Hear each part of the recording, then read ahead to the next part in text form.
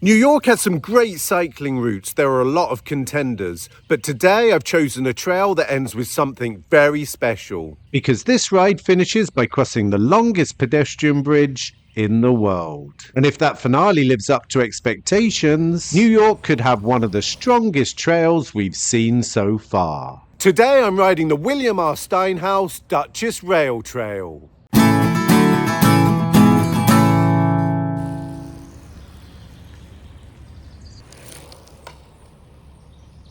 Here's a quick recap of the rules. In each episode, I'm in a different state, riding the best paved bike trail in that state.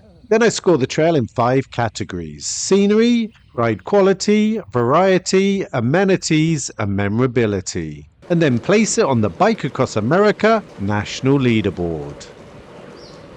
And today, New York gets its chance to climb the rankings. And trust me, you're not going to want to miss this one.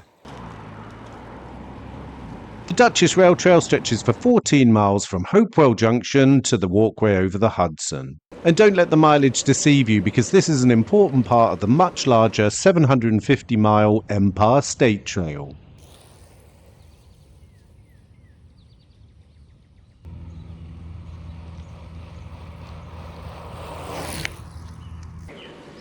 Dutchess Rail Trail follows part of the former Maybrook Line, once a busy freight railroad connecting the Hudson Valley with the northeast.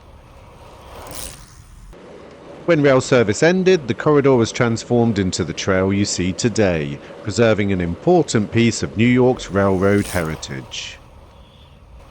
It's now one of the flagship sections of the Empire State Trail, linking cyclists to one of the largest trail networks in the country.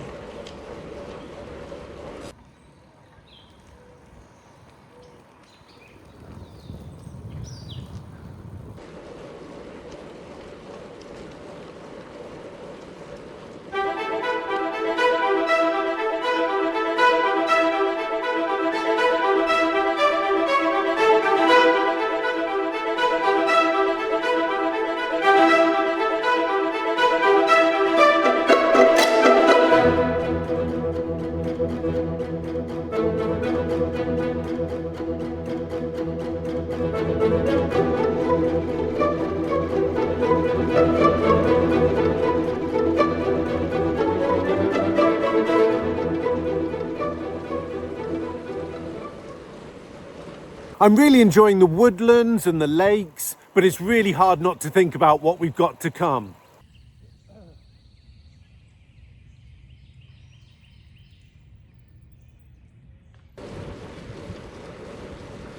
The Dutchess Rail Trail doesn't have many weaknesses.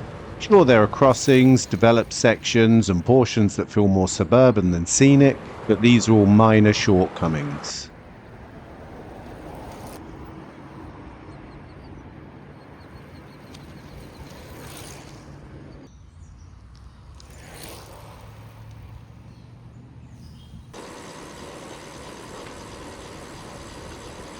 One of the things I appreciate most is how consistent this trail feels. It doesn't have any long, dull stretches. Every few miles there's another change in scenery, another bridge, or another reminder that you're riding through one of New York's most historic regions.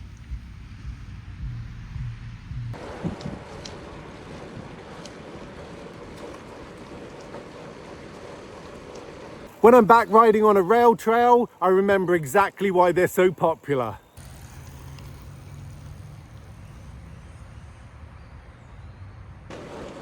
Rail trails have a unique advantage over almost any other type of bike ride. Gentle railway gradients mean the climbing is minimal, the curves are gradual, and the route naturally passes through towns, forests, and over bridges. It's a combination that's very difficult to beat. This is exactly the kind of trail where you can just enjoy the ride. The pavement is smooth and wide, and the trail is easy to follow.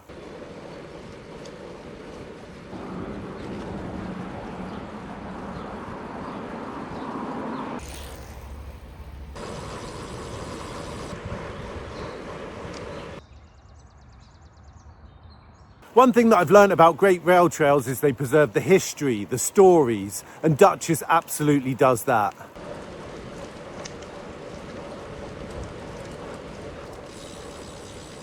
By this point, New York has already done enough to earn a very respectable score.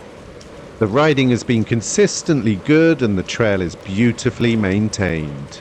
But everyone talks about the Walkway Over the Hudson. The real question is whether that can elevate an already good trail into one of the very best we've seen.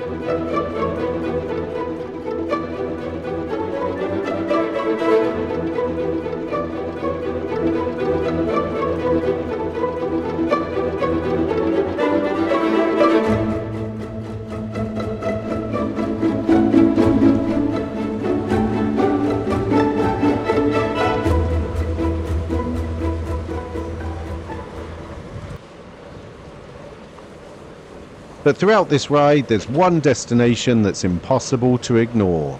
The Walkway Over the Hudson, and every mile has been leading us here.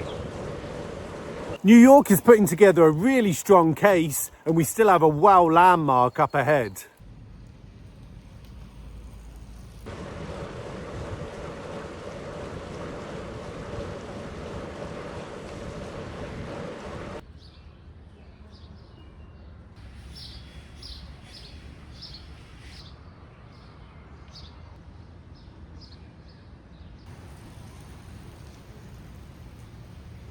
Welcome to the longest pedestrian bridge in the world.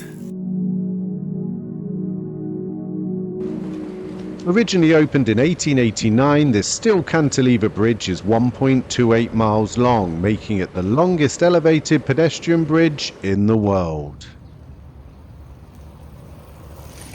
And this is what I've been waiting all morning for. The bridge was used by the railroad until 1974, when it closed due to a fire. In 2009, it reopened as a pedestrian and cycling bridge and attracts more than 600,000 visitors every year. More than 200 feet above the Hudson River, the views stretch for miles in every direction. How's this for a trail highlight?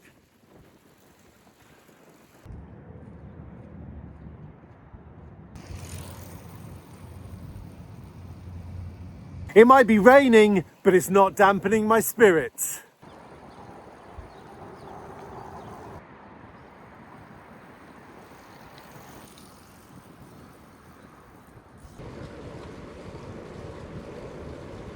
Without this bridge, the trail would still be very good. With it, I think it's elite. New York has delivered a complete riding experience, excellent ride quality, good amenities, and one of the most memorable finishes in the entire series. Okay, it's time for New York's trail score. 41 points is an excellent score for New York that puts it in a tie with Ohio's Little Miami Scenic Trail. As I'm sure you know by now, when there's a tie I make a judgment call based on the overall riding experience. Both are elite level trails, but I think by the smallest of margins, Ohio's Little Miami Scenic Trail is the better trail. That means the top three on the leaderboard remains the same and the Dutchess Rail Trail slots into fourth. Let me know in the comments if I've made the right decision. Another state down, and we're one step closer to finding America's best paved bike trail. And I want to hear from you. Do you agree with my New York trail score? Thanks for riding with me, and I'll see you in the next state.